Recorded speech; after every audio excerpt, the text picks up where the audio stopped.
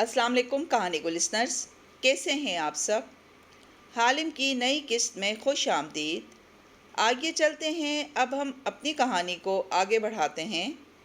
कुतुब खाने के कोने में बिछोना बिछा था और उस पे लिहाफ में दुबका एडम सो रहा था जब किसी ने खिड़की उसके ऊपर खोल दी। रोशनी इतनी तेज़ थी कि बंद आंखों से भी एडम को महसूस हुई थी। उसने नकाहत से लिहाफ उतार के सर बाहर निकाला। उठो एडम, तुम्हें एक काम करना है। कमज़ोर सा एडम हैरत से उठ बैठा। क्या हमें दवा मिल गई? मगर फिर उसका चेहरा बुझ गया। लेकिन इतनी जल्दी कैसे मिल सकती है? इसमें तो बहुत वक्त लगेगा। रियाजी पढ़ी थी ना बचपन में, वो उसकी मेज़ से कलम दवात उलट पुलट करते हुए कह रही थी। एक सादा सा रियाजी का सवाल है। अगर एक आदमी 1 घंटे में 1 ईंट बनाता है तो 10 घंटे में कितनी ईंटें बनाएगा? 10। लेकिन कौन सी ईंट है जो 1 घंटे में बन जाती है? मिसाल दे रही हूँ। अगर 10 की जगह 100 आदमी ईंटें बनाने लग जाएं तो 1 घंटे में कितनी ईंटें बन जाएंगी? 100।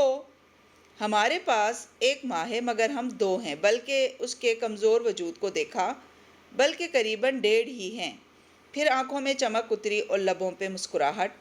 मगर वो कौन है जिसके पास सारे मलाका की हुकूमत है, दौलत है और हज़ारों की फ़ौज है? सुल्तान मुर्सल शाह। हाँ, और वो मेरी तमाम शराइत मानने को तैयार है। कौन सी शराइत? वहीं जो मैं अभी उसके सामने रखने जा रही हूँ। वो मुस्कुरा के कहते हुए उसके सामने आलती पालती करके बैठी और कागज़ों का दस्ता घुटने पे रखा। फिर कलम सियाही में डिबो डिबो के लिखने लगी। अगर आप मेरी ये 7 मांगें पूरी कर सकें जिनका सवाल मैं आपसे कर रही हूँ सुल्तान मुअज़्ज़म, तो मैं आपसे शादी कर लूँगी। दूसरी सूरत में मैं हमेशा के लिए मलाका छोड़ के चली जाऊँगी और आप चाहें भी तो मुझे नहीं ढूंढ सकेंगे। एडम सीधा होकर बैठा और बेयकीनी से उसे देखा। आप मेरी दवा के अज्जा सुल्तान से मांगेंगी? डायरेक्टली नहीं मांग सकती। बिलखुसूस तलाई गुलाब तो बिल्कुल नहीं मांग सकती, वरना इसको अंदाज़ा हो जाएगा कि हम किसी जादू वाले काम में मुलव्विस हैं। इसलिए मैं 4 ऐसी मांगें रखूँगी जो अज्जाए तरकीबी से मुतल्लिक हैं। पहली शर्त, मच्छरों के साथ भरे हुए तश्त। 100 आदमी अगर इकट्ठे मच्छर पकड़ने लग जाएं तो हफ्ते भर में तश्त भर के ला सकते हैं। हमें दवा के लिए 7 तश्त चाहिए हैं। यक। एडम ने बुरा मुंह बनाया तो तालिया ने अबरू उचकाए। क्या तुम्हें भूल गया कि तुमने मुझे ग्रास ऊपर्स खिलाए थे? वो उसे घूर के रह गया। दूसरी शर्त, जामनी फूल के रस की 7 बोतलें। एक फूल से एक कतरा निकलता है। सुल्तान की फौज के सैकड़ों आदमी इकट्ठे लग जाएं तो ये काम भी हो जाएगा। तीसरी शर्त, जरसूमों के दिल से भरे 7 तश्त। चौथी शर्त, कुंवारी औरतों के आंसुओं से भरी 7 बोतलें। वो रुकी और गिनने लगी। बाकी तमाम अशिया मेरे सिपाही खुद ढूंढ लेंगे। इन 4 चीज़ों के अलावा सिर्फ तलाई गुलाब मावरा में से जो हमें चाहिए। वो कुछ सोचने लगी, फिर मुस्कुराई। तलाई गुलाब अबुल खैर के पास है, जिसके सोने चांदी के ढेर और ग़ुलामों की कसरत उसको ताकतवर बनाते हैं। अगर ये उससे ले लिए जाएं तो मैं उससे तलाई गुलाब आसानी से हासिल कर सकती हूँ।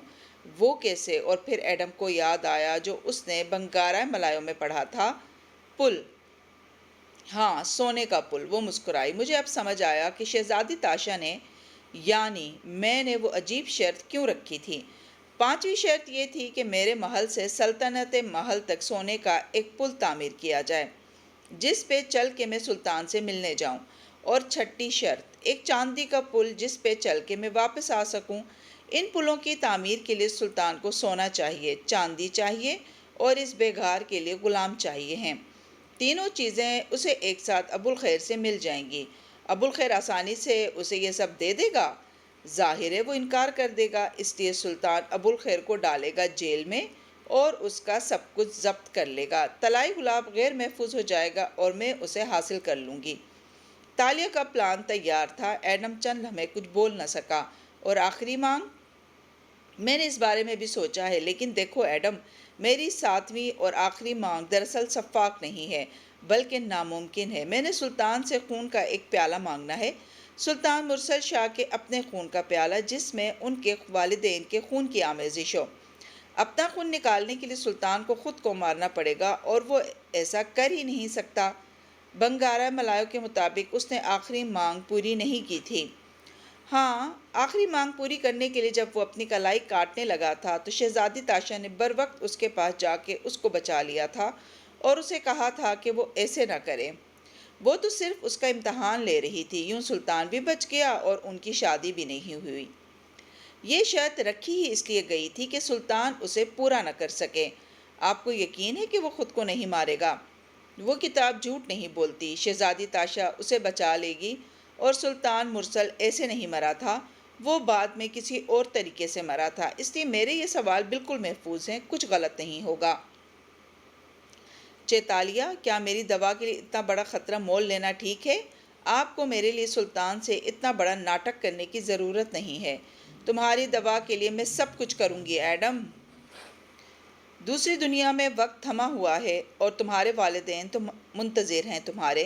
میں تمہیں یہاں سے ٹھیک کر کے ہی بھیجوں گی، مجھے میرا وعدہ نبھانے دو۔ ایڈم نے آہستہ سے سر ہلا دیا۔ اب مجھے کیا کرنا ہے؟ تمہیں میری یہ شرائط دے کر سلطان کے پاس جانا ہے۔ میں باپا کے کسی قاصد کو نہیں بھیجنا چاہتی کہ وہ کہیں کچھ غلط نہ کر ڈالے، مجھے صرف تم پہ اعتبار ہے۔ وہ اب سر جھکائے تیز تیز قلم کاغذ پہ رگڑ رہی تھی۔ ایڈم راضی نہیں لگتا تھا مگر اس کے پاس اختلاف کرنے کے لیے کوئی نکتہ نہیں بچا تھا۔ سلطنت محل کے دربار میں لاٹھی کے سہارے قدم قدم چلتا ایڈم بن محمد آگے بڑھ رہا تھا۔ اس کی ایک بغل تلے بیساکھی تھی اور دوسرے ہاتھ میں طے شدہ مراسلہ تھا۔ وہ یرکان کے مریض کی طرح زرد لگتا تھا۔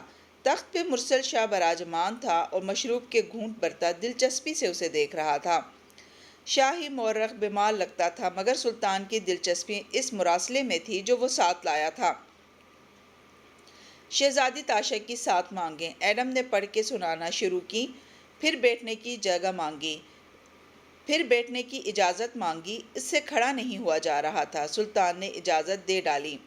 میری پہلی مانگ یہ ہے کہ مجھے مچھروں کے دماغ سے بھرے 7 تشت چاہیے ہیں۔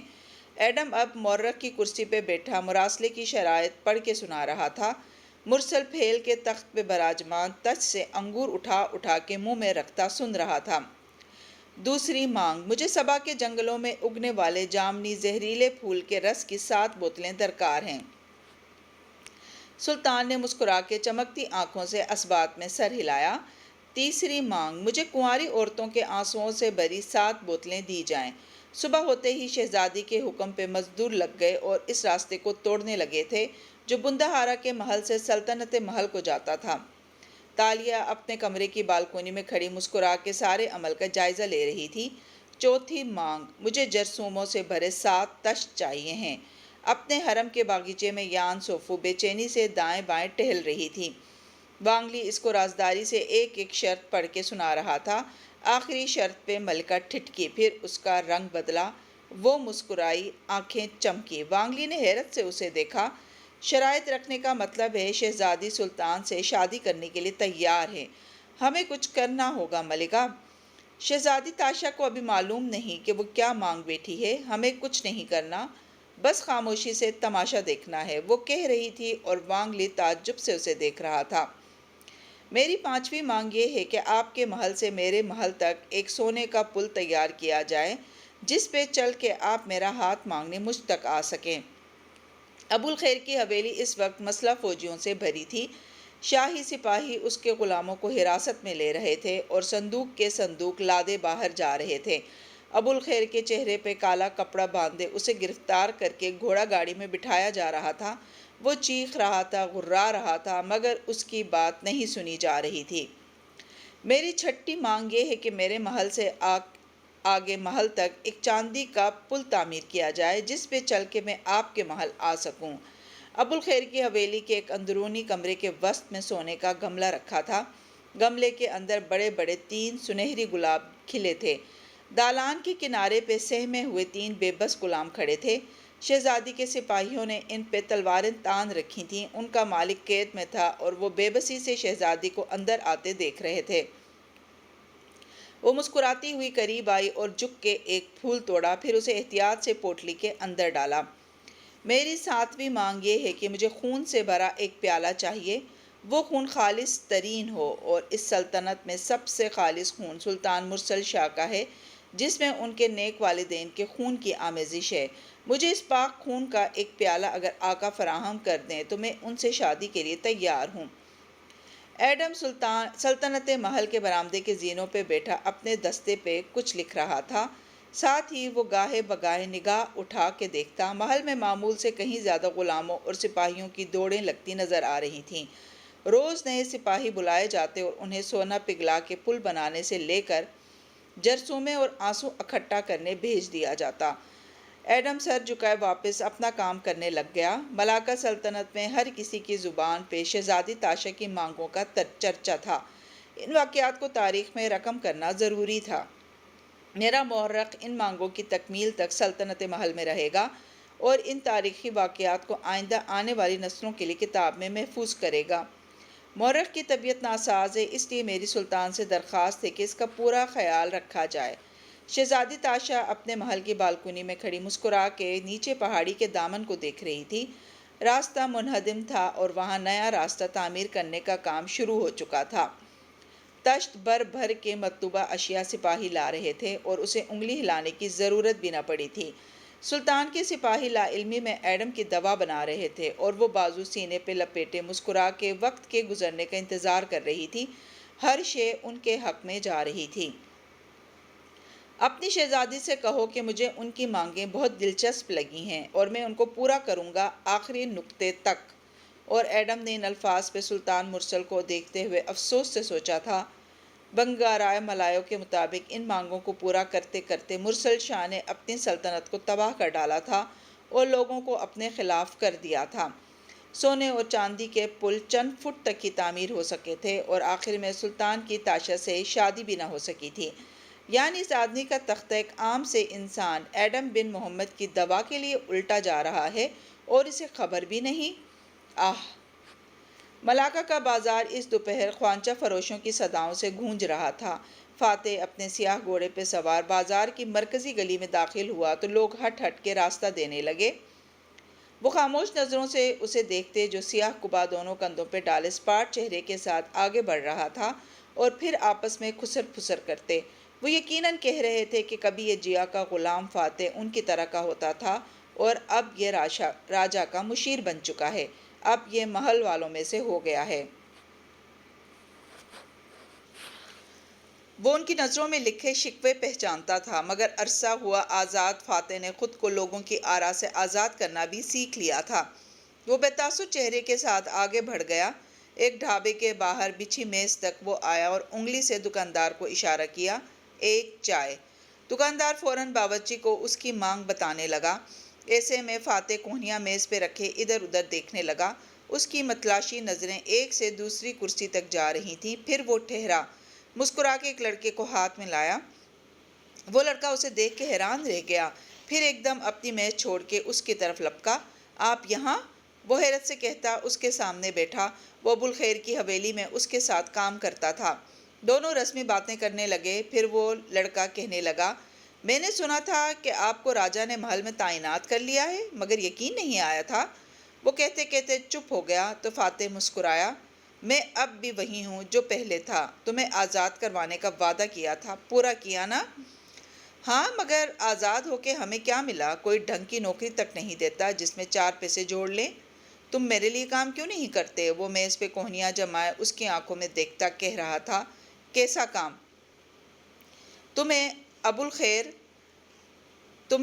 ابوالخیر اکثر پیغام رسانی کے لیے سن باؤ اور دوسرے امراء کے پاس بھیجا کرتا تھا۔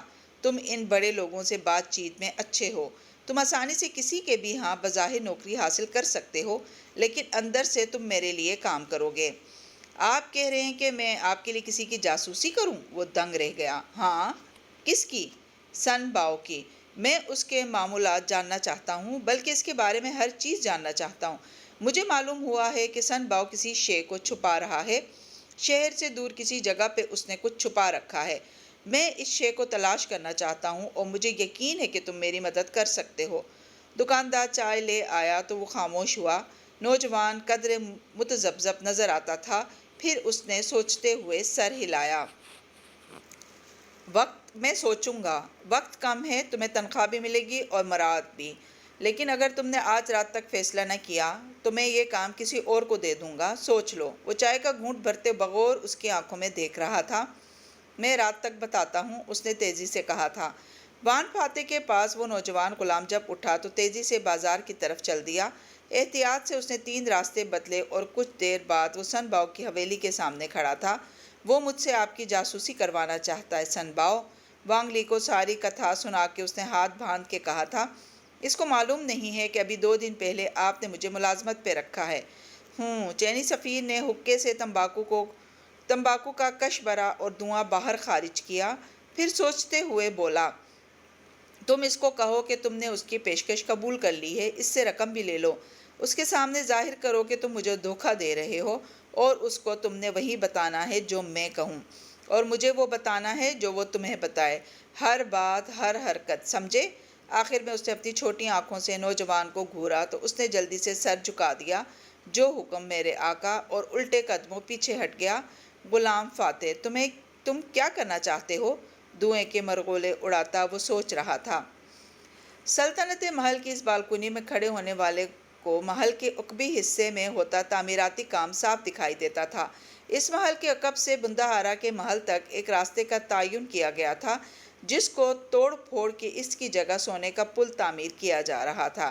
یہ گزرگاہ عام عوام کی پہنچ سے دور تھی اور اس وقت سینکڑوں سپاہی اس کام پہ مامور تھے۔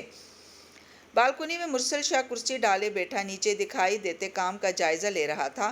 ایک طرف زمین پہ 2 زانوں بیٹھا ایڈم چوکی پہ رکھے کاغذات پہ کچھ لکھ رہا تھا۔ گاہے بگاہے وہ نظر اٹھا کے سلطان کو دیکھتا، پھر دوسری جانب بت بنے کھڑے محافظوں کو، اور پھر خاموشی سے اپنا کام کیے جاتا۔ اس کا کام ان تاریخی شرائط کو عمل درآمد ہوتے دیکھنا اور ان کو تاریخ میں رقم کرنا تھا۔ مرسل شاہ بازوؤں کا تکیہ بنائے سر کے پیچھے رکھے مسکرا کے نیچے دیکھ رہا تھا۔ منڈیر پہ جام دھرا تھا جس میں پھلوں کا تازہ رس اس کا منتظر تھا، لیکن وہ اتنا پرجوش نظر آتا تھا کہ بھوک پیاس سب اڑ چکی تھی۔ دفتن اس نے گردن موڑی اور دلچسپی سے سر جھکا کے لکھتے ہوئے مورخ کو مخاطب کیا۔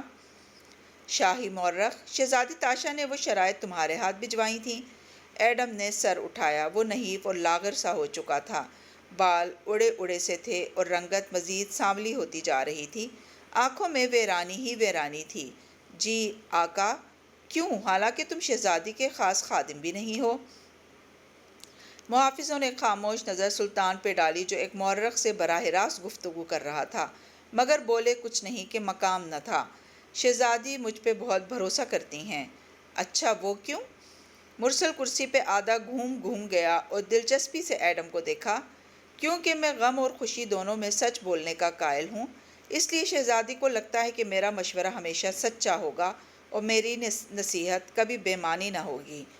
بہت دلچسپ۔ تم کہاں سے مل گئے تھے شہزادی کو؟ ایڈم نے قلم رکھ دیا اور سر جھکا دیا، ایسے کہ لبوں پہ اداس مسکراہٹ در آئی۔ شہزادی کے باپا نے ان کو تعلیم و تربیت کے لیے جس گاؤں میں بھیجا تھا، میں وہاں کا باشندہ ہوں۔ وہاں عمرہ کی ایک محفل میں ان سے پہلی دفعہ ملا تھا، اور میں نے گستاخی یہ کی کہ میں انہیں ایک کنیز سمجھا۔ انہوں نے مجھے اس کے لیے معاف نہیں کیا، تب تک نہیں جب تک کہ میں ان کی غلامی میں نہ آ گیا۔ کیا پسند آیا تھا شہزادی کو تم میں؟ مرسل شاہ نے چمکتی ہوئی آنکھوں سے اسے سر سے پیر تک دیکھا۔ شاید یہ بات کہ میں سوال بہت پوچھتا تھا۔ آپ سے ایک سوال پوچھوں آقا؟ اس مقام پہ جان جانے کا ڈر کافی کم ہو چکا تھا، جان ویسے ہی اب غیر یقینی ہو چکی تھی۔ پوچھو، ہم بھی تو سنیں کہ تمہارے سوال کیسے ہیں۔ ایڈم کھنکھارا۔ اللہ کے رسول صلی اللہ علیہ وآلہ وسلم نے ہمیں خوشی اور غم دونوں حالتوں میں سچ بولنے کا حکم دیا ہے، چاہے سامنے اپنا ہو یا دشمن۔ ایک سچ میں آپ سے بولنا چاہتا ہوں۔ اس نے منڈیر سے نیچے دیکھا جہاں دور سپاہی کام کرتے دکھائی دے رہے تھے۔ آپ ایک عورت کے حصول کے لیے اپنی سلطنت کے سارے اثاثے گنوا رہے ہیں، کیا یہ سب آپ کے لیے فائدہ مند ثابت ہوگا آقا؟ مرسل شاہ نے نگینوں سے سجی پگڑی اتار کے منڈیر پہ رکھی اور سیاہ لمبے بالوں میں انگلیاں پھیریں، پھر مسکرایا۔ شہزادی تاشا کے حصول کے لیے جو شرائط بھی رکھی جائیں ان کو پورا کرنا قانون کے مطابق بالکل درست ہے۔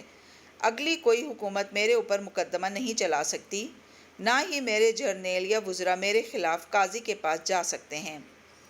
ایڈم نے سر ہلا دیا۔ وہ جانتا تھا کہ ملاقہ کے قانون کے مطابق شادی کی شرائط پوری کرنا سلطان کا فرض تھا۔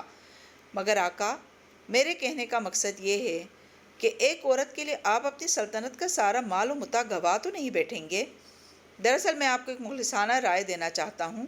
بے شک میں نے ہی وہ شرائط پڑھ کے سنائی ہیں، اور دل میں ایڈم نے سوچا کہ بے شک میری دوا کے لیے ہی وہ شرائط رکھی گئی ہیں، لیکن جس طرح آپ اپنی دولت لٹا رہے ہیں مجھے خوف سا آنے لگا ہے۔ وہ یہ نہیں کہہ سکتا تھا کہ بنگارا ملاو کے مطابق سلطان نے اپنا سب کچھ سونے کے اس پل کو بنانے کے پیچھے گنوا دیا تھا، اور بالآخر اس کی حکومت تک اس کے ہاتھوں سے نکل گئی تھی۔ آہ شاہی مورخ، عورتوں کی طرح تمہیں بھی یہ خوش فہمی ہے کہ دنیا عورتوں کے خواہشات کے گرد گھومتی ہے۔ مرسل مسکرا کے دور افق کو دیکھ رہا تھا۔ زمین پہ بیٹھے ایڈم نے اچنبھے سے اسے دیکھا۔ مگر آقا، شہزادی کی آخری مانگ تو آپ کبھی پوری نہیں کر سکتے، پھر باقی مانگیں پوری کرنے کا فائدہ؟ مرسل نے دھیرے سے گردن موڑی اور چمکتی آنکھوں سے اسے دیکھا۔ کس نے کہا کہ میں آخری مانگ پوری نہیں کر سکتا؟ یہ کہہ کے وہ اٹھا، اپنی قبا سے نادیدہ گھر جاڑی اور دروازے کی طرف بڑھ گیا۔ ایڈم اٹھ نہیں سکا، اسے بیٹھے رہنے کی رخصت حاصل تھی۔ دروازے تک پہنچ کے مرسل رکا اور مسکرا کے ایڈم کو دیکھا۔ سنو اپاہج انسان، میں نے شہزادی تاشا سے 7 مانگیں پوری کرنے کا وعدہ کیا ہے۔ میں 7 پوری کروں گا۔ تمہاری حالت خراب لگتی ہے، لیکن میری خواہش ہے کہ تم ان مانگوں کے پورا ہونے تک زندہ رہو۔ وہ ازلی بے نیازی سے کہہ کے چلا گیا اور ایڈم بس اسے دیکھ کے رہ گیا۔ اس آدمی کی سلطنت میں کیا ہو رہا تھا، غریب کو کیا چاہیے، انصاف کے لیے لڑتے لوگوں کا درد کیا ہے، اسے کسی چیز کی پرواہ نہ تھی۔ وہ سونے کے کھلونے بنا رہا تھا، اسے صرف اپنے کھیل سے غرض تھی۔ تم واپس کیوں آ گئے؟ تمہاری دیکھ بھال نہیں ہو رہی وہاں کیا؟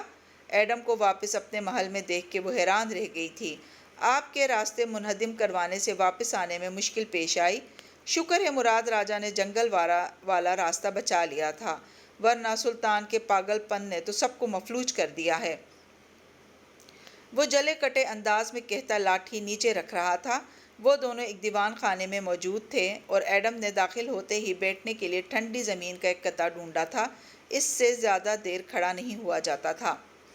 کیسا ہے سلطان؟ اس نے دلچسپی سے پوچھا۔ ایڈم نے ناراضی سے اسے دیکھا۔ وہ کریزی سائیکوپیتھ، مجھے تو اس آدمی سے خوف آنے لگا ہے۔ اگر اس نے اپنی جان لے لی تو اس کا خون کس کے سر ہوگا؟ چیتالیہ ریلیکس، وہ بے وقوف ہے مگر دیوانہ نہیں، وہ اپنی جان کبھی نہیں لے گا۔ وہ کریزی ہے، کریزی۔ ایڈم کو سمجھ نہیں آ رہا تھا کہ اسے کیسے سمجھائے۔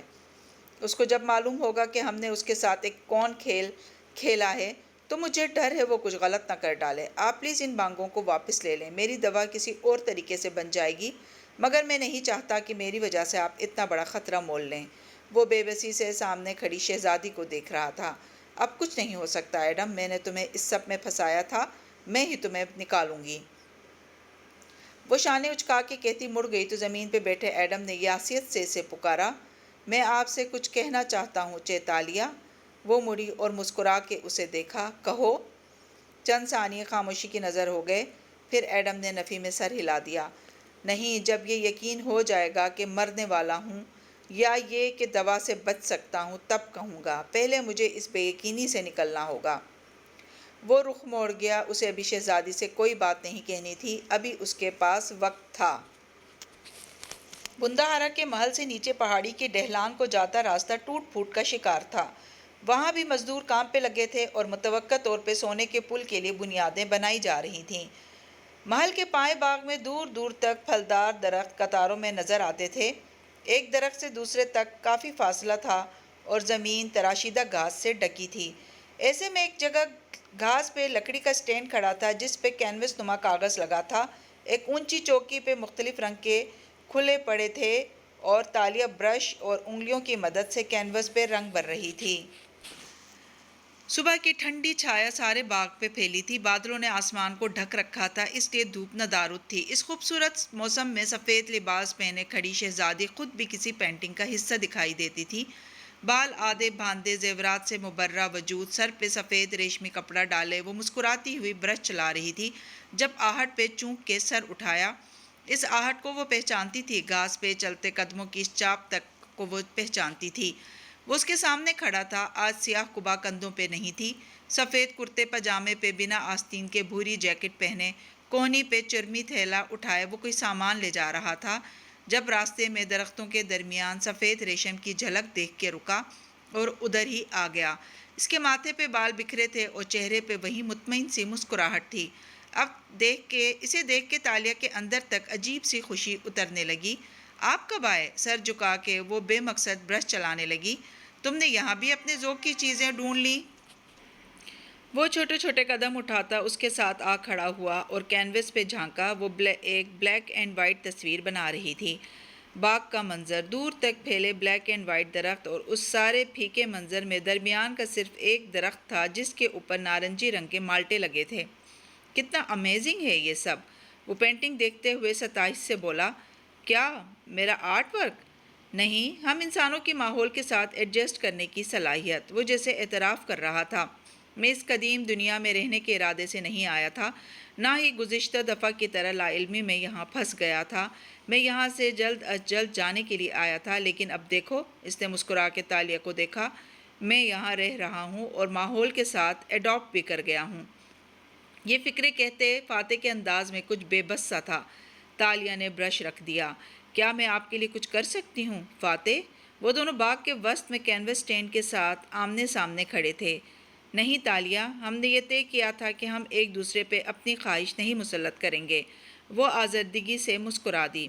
پھر بھی میری خواہش ہے کہ آپ جلد از جلد ایڈم کے ساتھ اپنی دنیا میں واپس چلے جائیں، اور میں یہ بھی چاہتی ہوں کہ آپ کا استعفیٰ جو آپ اپنے دراز میں چھوڑ آئے ہیں، جو سوموار کی صبح جمع کروایا جانا تھا، وہ آپ تلف کر دیں۔ خواہش مسلط کرنے سے منع کیا تھا آپ نے، خواہش بتانے سے تو نہیں۔ نہیں تالیہ، میں نے غلطی کی تھی، مجھے اس کا کفارہ ادا کرنا ہوگا۔ آپ وزیر اعظم نہیں بنیں گے تو کوئی اور بن جائے گا جو آپ سے زیادہ گناہگار ہوگا۔ اس کرسی کو چھوڑ دینا مسئلے کا حل نہیں ہے وان فاتح، اس بارے میں سوچئے گا ضرور۔ آپ کے پاس یہاں بہت وقت ہے، جب آپ واپس جائیں گے تو وہاں وقت ٹھہرا ہوا ہوگا اور آپ کے پاس اس استعفے کو تلف کرنے کی مہلت ہوگی۔ میں نے وہ خواب دیکھنا چھوڑ دیا ہے۔ وہ مسکرایا تو اس کی آنکھوں میں زخمی پن سا تھا۔ میں صرف اپنے آج پہ فوکس کر رہا ہوں۔ مجھے مراد راجہ کو سلطان بنوانا ہے اور اس سے وقت کی چابی لینی ہے، جو کہ مجھے معلوم ہے کہ وہ آسانی سے نہیں دے گا۔ آپ ان کو سلطان کیسے بنائیں گے؟ ہماری خوش قسمتی ہے کہ ہم نے بنگارا ملایو پڑھ رکھی ہے۔ اس کے مطابق سن باؤ وانگلی کا پتہ صاف کرنے سے مراد راجہ سلطان بنا تھا۔ تب مجھے سن باؤ ہیرو لگتا تھا، اب کچھ نہیں لگتا۔ اوہ ہاں، تالیہ کو یاد آیا، مراد راجہ کے سلطان ساز نے وانگلی کے کسی غلام کو کہا تھا کہ وہ اس شے کے بارے میں جانتا ہے جو وانگلی چھپا رہا ہے۔ ہاں، اور اس غلام نے سیدھا جا کے وانگلی کو منجری کر دی تھی۔ وانگلی سمجھا کہ وہ سلطان ساز سے 2 قدم آگے ہے، اس لیے وہ موقع ملتے ہی ایک صبح منہ اندھیرے شہر سے باہر ایک قلعے تک گیا جہاں اس نے اس شے کو چھپا رکھا تھا۔ راجہ کے سپاہی اس کی طاق میں تھے۔ جیسے ہی وہ وہاں گیا، انہوں نے اس کو گھیر لیا، اس شے کو برآمد اور وانگلی کو گرفتار کر لیا۔ پھر انہوں نے وانگلی کو ایک آپشن دیا کہ وہ سفارتکاری سے استعفیٰ دے ڈالے اور ملاکا سے رخصت ہو جائے۔ یوں وانگلی نے استعفیٰ دیا اور اپنے بحری سفر پہ روانہ ہو گیا۔ کہتے ہیں اس کی موت اس آخری سفر کے دوران ہی آ گئی تھی۔ اس کے جاتے ہی ملکہ کمزور ہو گئی اور مراد راجہ مضبوط۔ فاتح کتاب میں پڑھی باتیں مختصراً دہرا دیں۔ واہ، وہ محظوظ ہوئی تھی۔ یعنی باپا اور آپ لوگ کل صبح وانگلی کے قلعے پہ چھاپا مار کے اس کو گرفتار کرنے جا رہے ہیں۔ ویسے وہ چیز کیا تھی جو اس نے چھپا کے رکھی تھی؟ اس چیز کا ذکر کتاب میں نہیں ہے۔ قدیم کتابوں کی طرح بنگارا ملایو میں بھی کچھ باتیں راز کی صورت میں لکھی گئی ہیں۔ وہاں بس یہ درج ہے کہ خود سلطان ساز کو بھی علم نہیں تھا کہ وہ شے کیا تھی، لیکن جب وہ اس قلعے میں پہنچا تو اسے وہاں داخل ہوتے ہی سب سمجھ آ گیا۔ امید ہے کل ہمیں بھی سمجھ آ جائے گا۔ پھر وہ توقف سے بولا، اور تم نے سنا ہے سلطان کے لیے بہت سخت شرائط رکھی ہیں۔ ایڈم کی دوا کے لیے ایک فوج چاہیے تھی جو بیوقوف سلطان نے مہیا کر دی۔ ایڈم کہاں ہے؟ باپا کا کہنا ہے کہ اس کی حالت سمندر کے بالکل قریب رہنے سے بگڑے گی، اس لیے کچھ دن کے لیے اسے سلطنت محل بھیجا ہے۔ وہ زیادہ تر وہیں رہتا ہے اب۔ وہ دونوں خاموش ہو گئے۔ پھر کسی خیال کے تحت فاتح نے پوچھا، کیا تمہیں اب بھی خواب آتے ہیں مستقبل کے بارے میں؟ نہیں، جب سے ہم واپس آئے ہیں میری وہ حس مر گئی ہے۔ لیکن ہمیں مستقبل بتانے کے لیے کتاب کا علم ہے نا، اس کتاب میں کچھ جھوٹ نہیں تھا۔ ہم دونوں کتاب پہ بھروسہ کر کے ہی اپنی حکمت عملی بنائے ہوئے ہیں فاتح۔ سب کچھ ویسا ہی ہوگا جیسا کتاب میں لکھا ہے۔ وہ اسے یقین دلا رہی تھی اور ان دونوں کے لیے اطمینان کافی تھا کہ بنگارا ملاو کے مطابق فتح انہی کا مقدر تھی، اور جب میں سلطان کو خودکشی سے روک دوں گی اور اسے کہوں گی کہ یہ شرط میں نے اس لیے رکھی تھی تاکہ وہ میری مانگوں کو کبھی پورا نہ کر سکے اور جان لے کہ وہ زبردستی مجھ سے شادی نہیں کر سکتا، تو سلطان سر جھکا دے گا اور ہمارے راستے الگ ہو جائیں گے۔ ہم لامتناہی کھلاڑی ہیں، ہمارے پاس کتاب کی پیروی کرنے کے سوا کوئی راستہ نہیں ہے۔ درست۔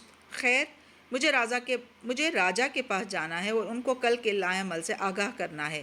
شہزادی نے مسکرا کے سر ہلا دیا۔ وہ اب اپنے تھیلے کو دیکھتے ہوئے اس سے رخصت مانگ رہا تھا، کچھ دن کے لیے ہی صحیح، لیکن وہ دونوں ساتھ تو تھے، برابری کی سطح پہ ایک دوسرے سے مخاطب تو تھے، اس قدیم بلیک اینڈ وائٹ باغ کے وسط میں کھڑے دو رنگین نفوس۔ جی تو کہانی گو لسنرز، آج کی قسط آپ کو کیسی لگی؟ امید ہے کہ پسند آئی ہوگی۔ کمنٹس میں اظہار ضرور کیجیے گا، اور چینل پر نئے ہیں تو چینل کو سبسکرائب کرنا نہ بھولیں۔ شکریہ۔